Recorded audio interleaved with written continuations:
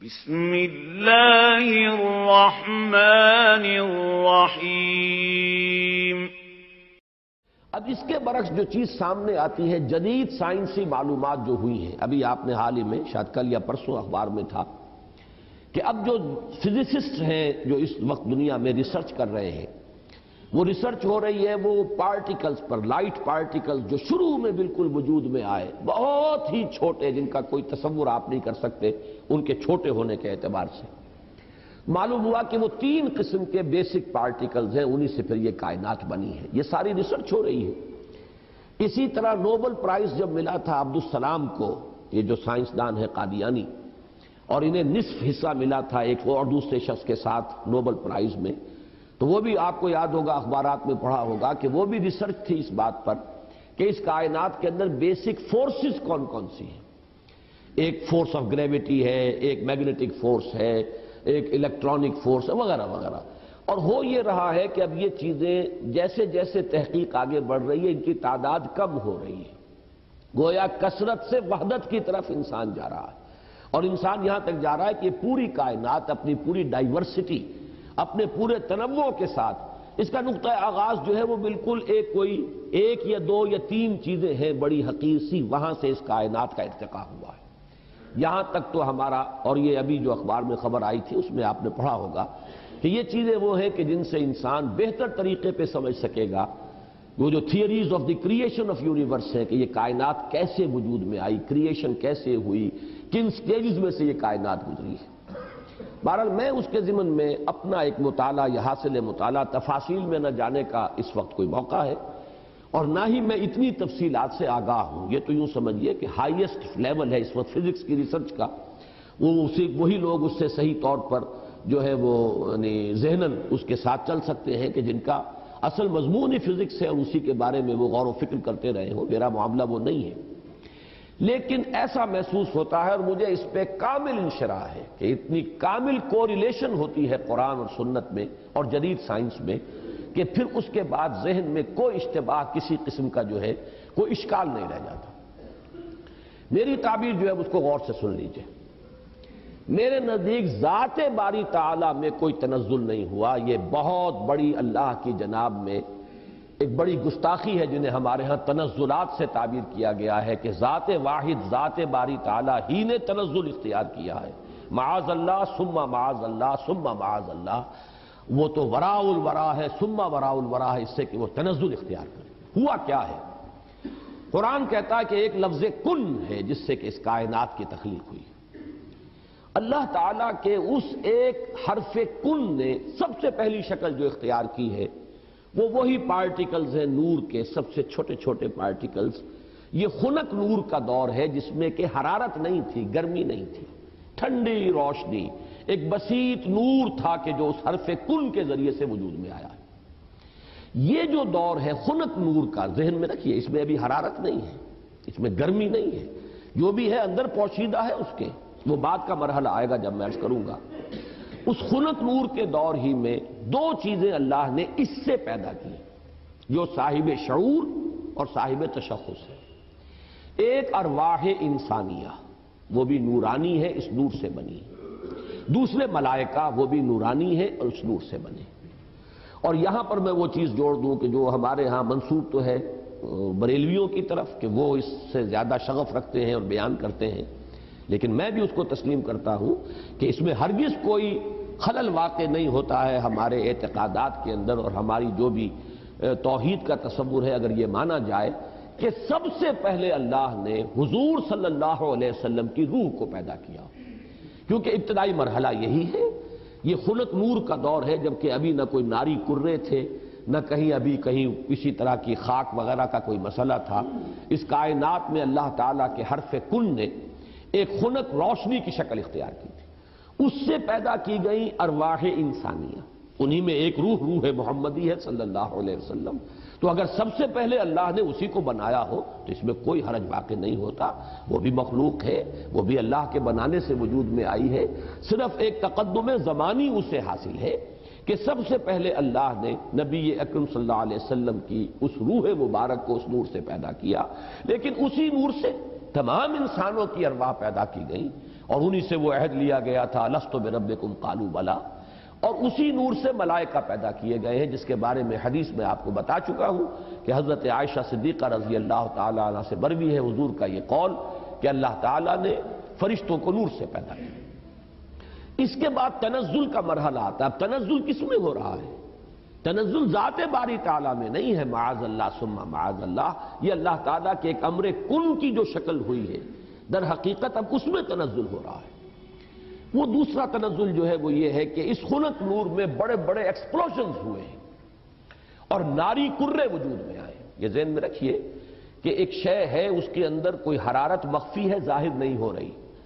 Atoms ہے، atoms کے اندر بہت بڑی انرجی ہے، ظاہر نہیں ہو رہی۔ اس خنک نور کے اندر بھی وہ انرجی موجود تھی لیکن انسولیٹڈ تھی، اس کا ظہور نہیں تھا۔ لیکن جب ایکسپلوژنز ہوئے ہیں تو پھر یہ کہ بڑے بڑے ناری کرے وجود میں آئے۔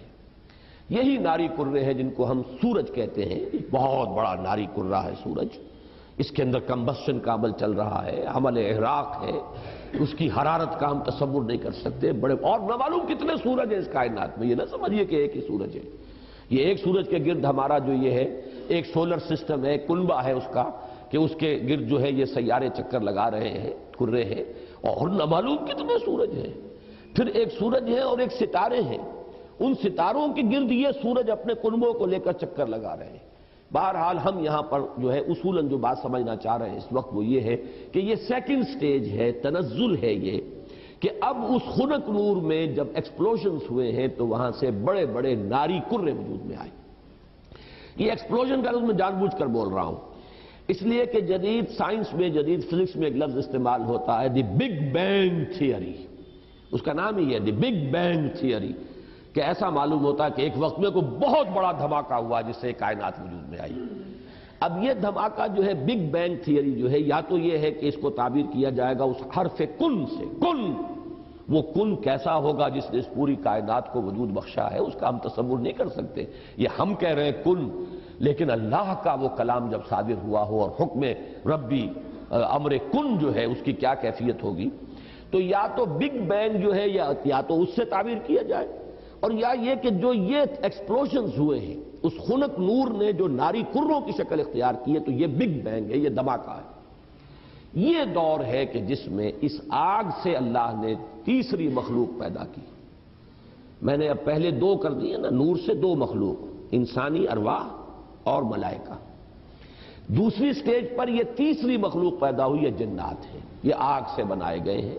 قرآن بار بار کہتا ہے وَالْجَانَّ خَلَقْنَاهُ مِن قَبْلُ مِن نَارِ السَّمُومِ، قرآن مجید میں سورہ رحمان میں بھی ہے، اللہ تعالیٰ نے انسان کو پیدا کیا ہے مٹی سے، لیکن یہ کہ انسان کو بنایا ہے آگ کی لپٹ سے۔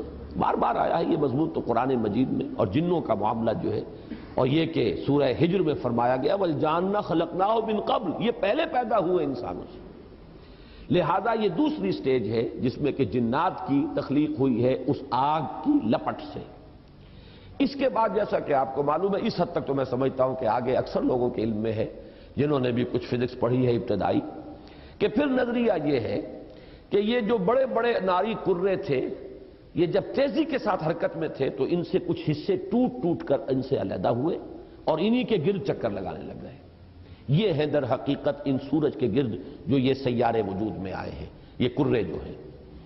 پھر یہ ٹھنڈے ہونے شروع ہوئے، اور ان میں جب ٹھنڈا ہوا ہے وہ ناری کرہ، تو اوپر جو ہے کرسٹ آیا، راکھ، جیسے انگارے کے اوپر راکھ آ جاتی ہے، راکھ ٹھنڈی ہوتی ہے، اندر انگارہ موجود ہے، ذرا سی راکھ ہٹ جائے اگر اور آپ کی انگلی جو ہے اس انگارے کو ٹچ کر جائے تو جلے گی، لیکن اگر راکھ اوپر ہے تو وہ آپ کو محسوس نہیں ہوگا۔ اور چونکہ ٹھنڈی چیز سکڑتی ہے، لہذا اس کے اندر اب دراڑیں پڑی ہیں، کہیں پہاڑ بن گئے، کہیں غاریں بن گئی، ساتھ ہی ان کے ٹھنڈے ہونے کی وجہ سے بخارات نکلے ہیں، انہی میں سے نکلے ہیں، انہی کروں میں سے بخارات نکلے ہیں۔ یہ بخارات ہیں جنہوں نے اوپر جا کر وہ جسے ہم فضا کہتے ہیں، ایٹماسفیئر، جس کے اندر گیسز ہیں، یہ یہیں سے انہی کروں کے ٹھنڈے ہونے سے وہ بخارات نکلے ہیں۔ جیسے کہ آپ اگر پانی ڈالتے ہیں آگ کے اوپر تو وہ ایک بھاپ بن کے اڑتی ہے، تو خیر یہ تو پانی آپ نے ڈالا ہے، لیکن یہ کہ فضائی وہ جو کرے تھے آگ کے وہ خود ٹھنڈے ہوئے ہیں تو ان میں سے بخارات نکلے ہیں، ان میں سے جو گیسز خارج ہوئی ہیں انہوں نے ایٹماسفیئر بنایا ہے۔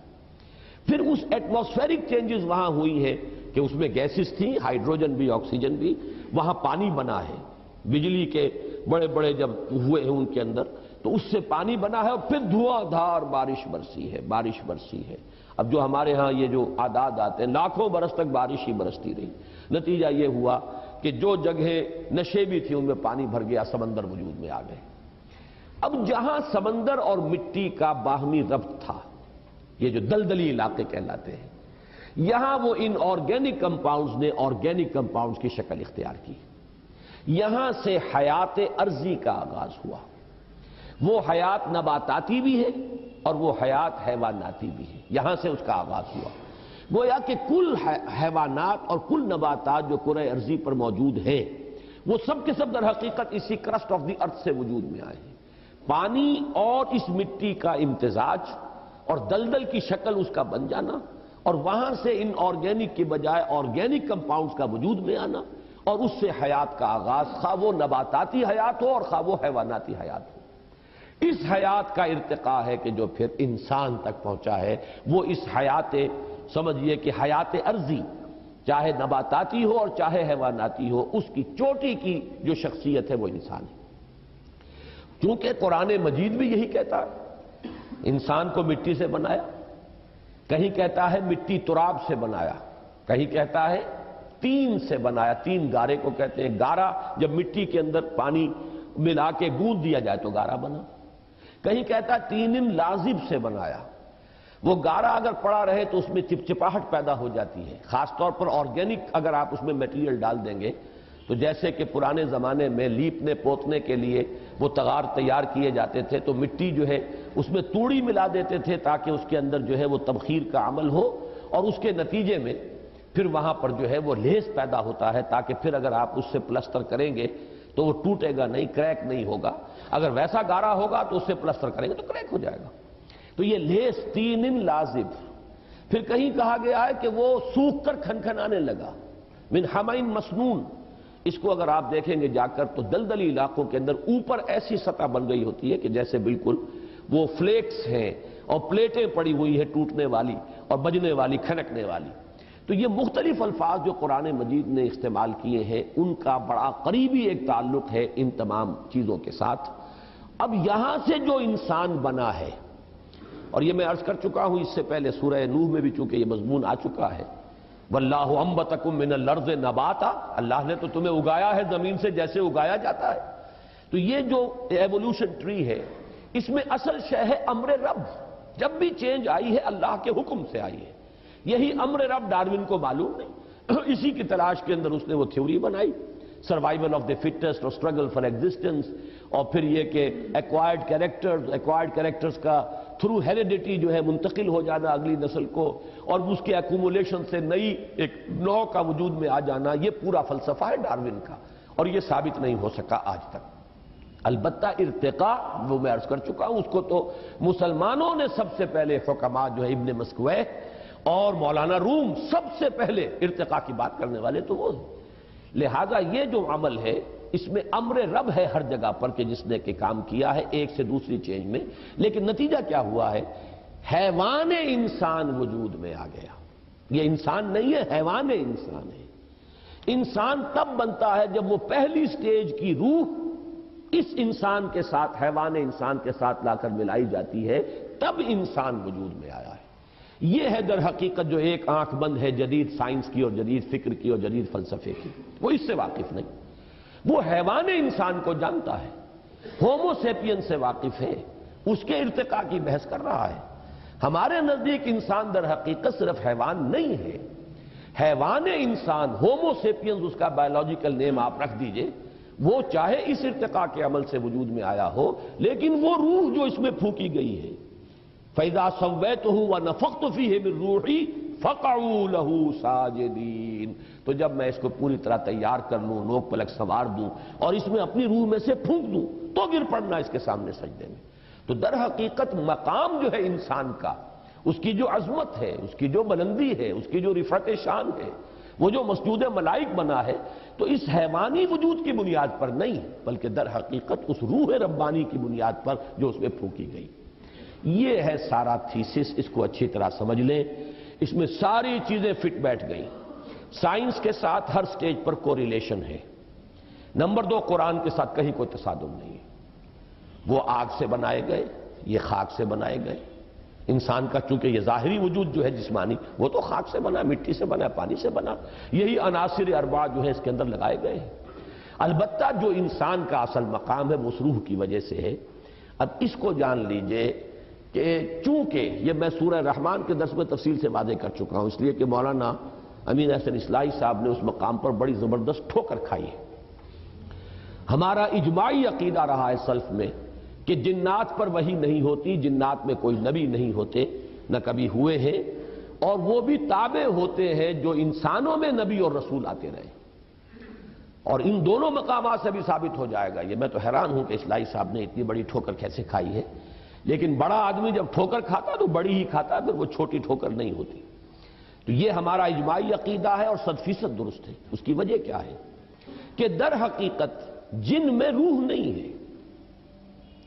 وہ روح وہ تو اس پہلی سٹیج کی شے ہے، جبکہ جنات کی تخلیق سیکنڈ سٹیج پر ہوئی ہے، وہ محض ناری ہے۔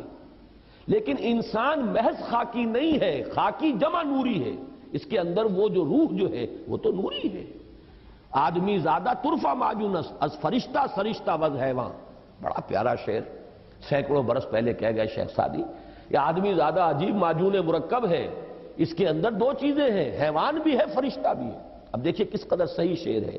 حیوان انسان مٹی سے بنا ہے، وہ حیات ارضی کی ایک شے ہے، ارتقاء یافتہ شکل ہے، لیکن یہ کہ جو وہ اصل روحانی وجود ہے اس کا، وہ فرشتوں کا ہم پلہ ہے، ہم سر ہے، بلکہ فرشتوں سے افضل ہے، اس لیے کہ فرشتوں کو تو ان کے سامنے جھکایا گیا ہے۔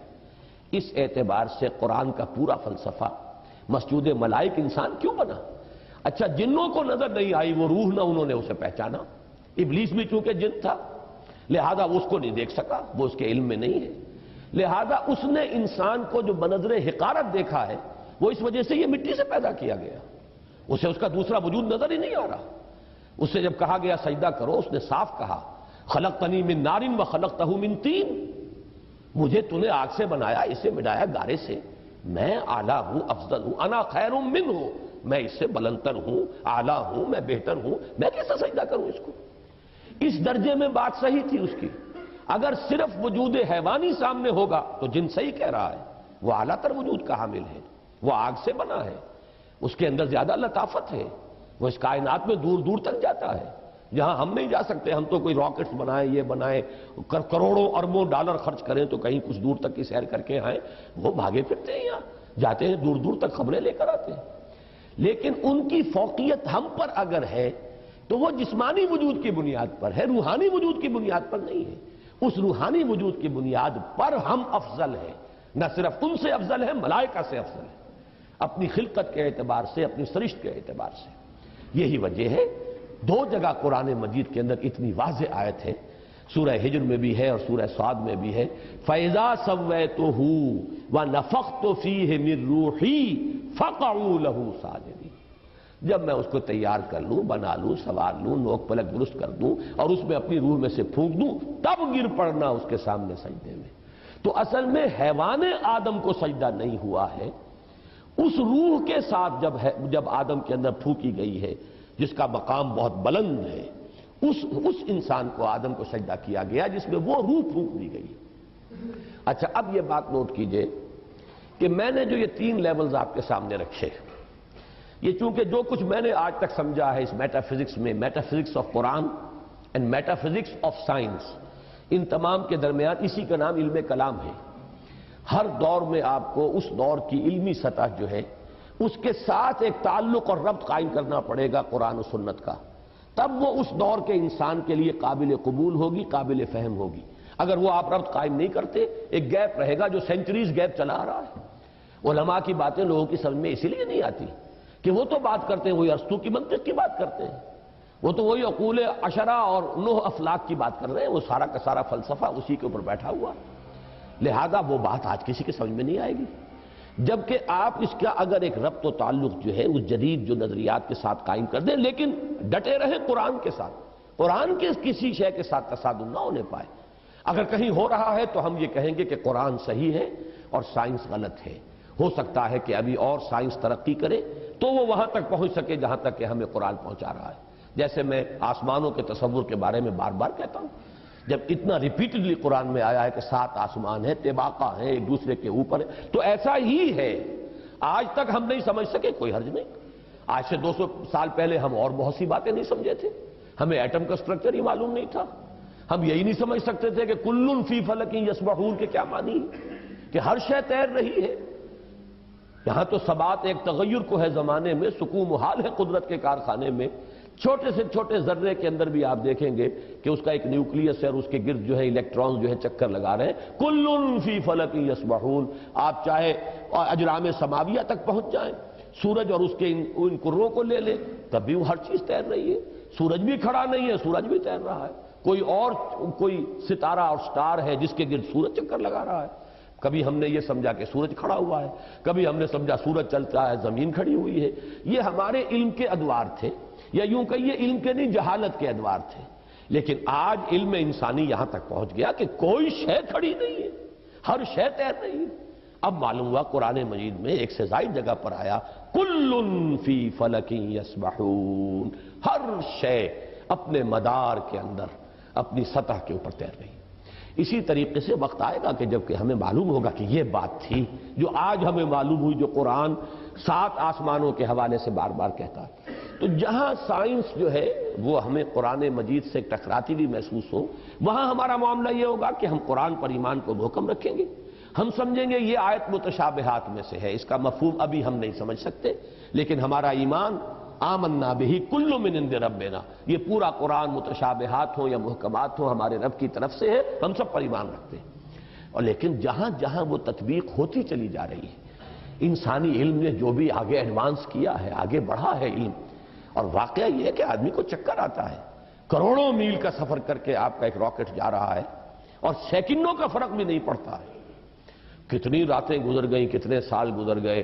11 سال کے اندر وہ پہنچا تھا وہاں، جو وہ آخری ہمارا اس جو کنبہ ہے سورج کا، اس کا جو سب سے آؤٹ موسٹ جو ہے اس تک پہنچا ہے 11 برس میں. سن 77 کا چلا ہوا، سن 88 میں پہنچا ہے. لیکن پورا حساب کتاب صحیح جو یہاں پر بیٹھ کر کیلکولیٹ کیا گیا تھا اسی کے مطابق وہ وہاں پہنچ گیا. تو یہ انسان کی ترقی جو ہے، یہ یوں سمجھیے کہ سٹیگرنگ انسان کا چکر آتا ہے کہ کہاں تک انسان پہنچ گیا ہے. اب اس علم کو آپ نظر انداز کیے رکھیں، اس سے کوئی گفتگو ہی نہ ہو، وہ بس اور آپ چلتے رہیں. وہی پرانے مفسرین نے جو کچھ کہہ رہے، وہ پرانے مفسرین وہ خائن نہیں تھے، بددیانت نہیں تھے، لیکن کیا کرتے، ان کے پاس معلومات کا ذخیرہ ہی نہیں. ابھی وہ معلومات کا اتنا لمبا چوڑا ذخیرہ ان کے پاس موجود ہی نہیں. جو کچھ تھا اسی کے اوپر وہ کام کر رہے تھے. تو سائنٹیفک معاملات میں یہ سمجھ لیجئے، میری اب تک کی سوچ کا جو حاصل ہے وہ میں نے آج آپ کو بتایا ہے. اول تو میں شدید اختلاف کر رہا ہوں تنزلات کا جو فلسفہ ہے اہل تصوف کے ہاں، وہ تنزلات ذات قرار دیتے ہیں، ذات باری تعالیٰ کے تنزلات ہیں، معاذ اللہ ثم معاذ اللہ ثم معاذ اللہ. ہاں یہ تنزلات کا سلسلہ جو تنزلات ستہ کہا جاتا ہے کہیں کچھ اور، لیکن میرے نزدیک یہ تنزلات 3 ہیں، 3 لیولز ہیں اس کے. اور یہ تنزلات جو ہیں در حقیقت اللہ کے اس امر کن سے جو شے وجود میں آئی ہے. اولاً وہ ایک خلق نور تھا، وہ بھی ایک شے ہے، ایک خارجی حقیقت رکھنے والی شے ہے. اس مرحلے پر 2 صاحب شعور، صاحب تشخص ہستیاں پیدا کی گئیں، ارواح انسانیہ اور ملائکہ. اور ان میں جیسا کہ میں نے عرض کیا قطعاً کوئی چیز توحید کے منافی نہیں ہے اگر یہ بات مانی جائے کہ سب سے پہلے جو پیدا کیا گیا وہ نور محمدی ہے، یعنی روح محمدی. نور محمدی در حقیقت روح محمدی کا نام ہے، اس لیے کہ روح جو ہے نوری الاصل ہے. وہ جو اقبال نے کہا ہے ایک نقطہ نوری، یہ جو ہے خاک کے اندر پنہا، غافل تو نرا صاحب ادراک نہیں ہے ذوق تجلی بھی اسی خاک میں پنہا، غافل تو نرا صاحب ادراک نہیں ہے. تو یہ جو ہمارا شعور ہے میں در حقیقت اس روح کی بنیاد پر ہے، اور وہ روح جو ہے نوری الاصل ہے، میری بھی آپ کی بھی. اگرچہ وہ نور محمد الرسول اللہ صلی اللہ علیہ وسلم کی روح کا جو معاملہ ہے، ہم ویسے اگر کہیں گے تو کہاں ہم اور کہاں وہ، زمین و آسمان کا فرق ہے. ہمارا وہ نور جو ہے ہمارے نفس کی ظلمانیت کے اندر گم ہو گیا، اور وہاں وہ جو نور ہے وہ اپنے نفس کے اوپر ایسے غالب ہے کہ حضور نے جیسے کہ فرمایا کہ شیطان تو میرے ساتھ بھی ہے لیکن میں نے اسے مسلمان بنا لیا ہے، جبکہ ہمارا شیطان ہم پر حاوی ہے۔ ہمارا وہ ٹمٹماتا ہوا چراغ جو ہے کبھی کبھی اس کی ہمیں کوئی رمق جو ہے وہ کبھی محسوس ہوتی ہے۔ یہ بڑا پیارا جملہ ہے ابن سینا کا، بڑا پیارا جملہ ہے۔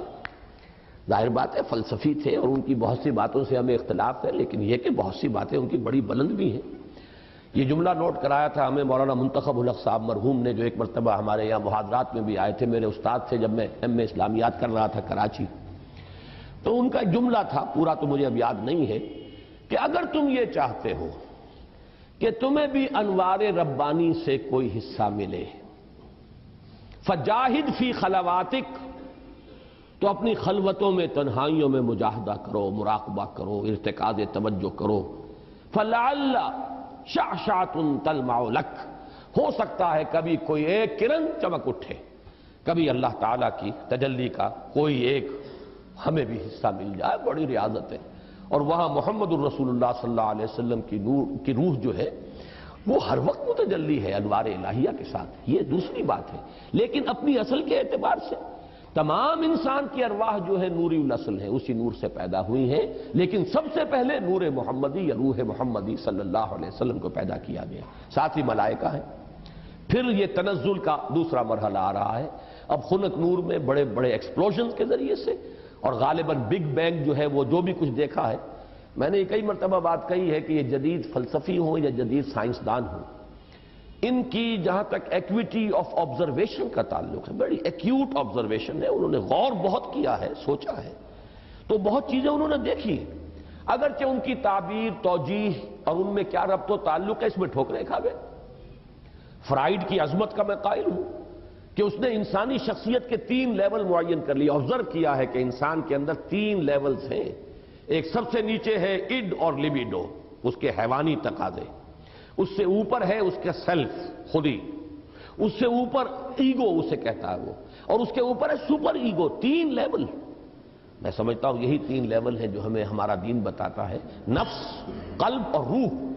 البتہ یہ کہ اس کی تعبیر کچھ اور ہے، وہ سپر ایگو کو سمجھتا ہے کہ وہ معاشرے کے زیر اثر کچھ نارمز ہوتے ہیں، کچھ اثرات ہوتے ہیں جو انسان کو ہانٹ کرتے رہتے ہیں، یہ نہ کرو، یہ نہ کرو، یہ کرو، یہ چیز جو ہے اس کے اوپر سپر ایگو جو ہے اس کی ایگو کے اوپر مسلط رہتی ہے، اسے پریشان کیے رکھتی ہے۔ ہمارے نزدیک وہ روح ہے در حقیقت، جس کے اندر ایک جو ارج ہے وہ اللہ کی طرف توجہ کی ارج ہے، اللہ کا قرب حاصل کرنے کی ارج ہے، وہ انسان کو اوپر اٹھانا چاہتی ہے۔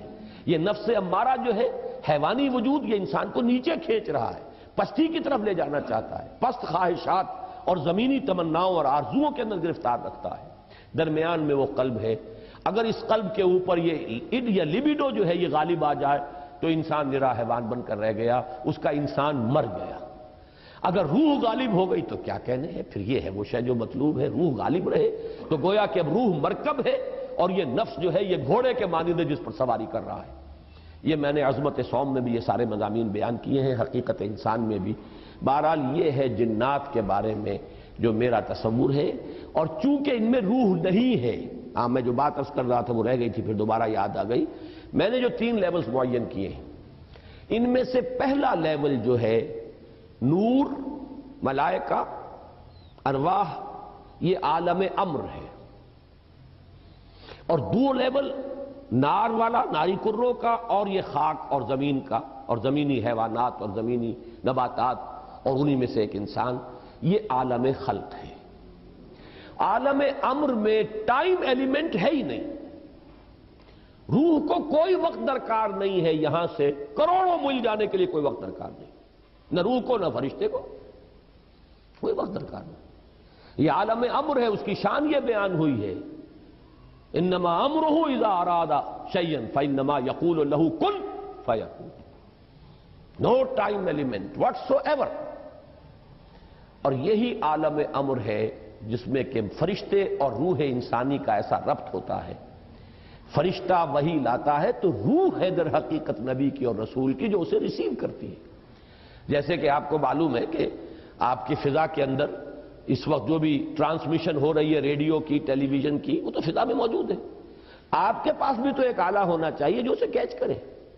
آپ کے ریڈیو ہے، ریڈیو میں والز لگے وہ اسے کیچ کر رہے ہیں، ٹیلی ویژن ہے اس میں وہ میکینزم ہے جو کیچ کر رہا ہے، فضا میں تو ہے۔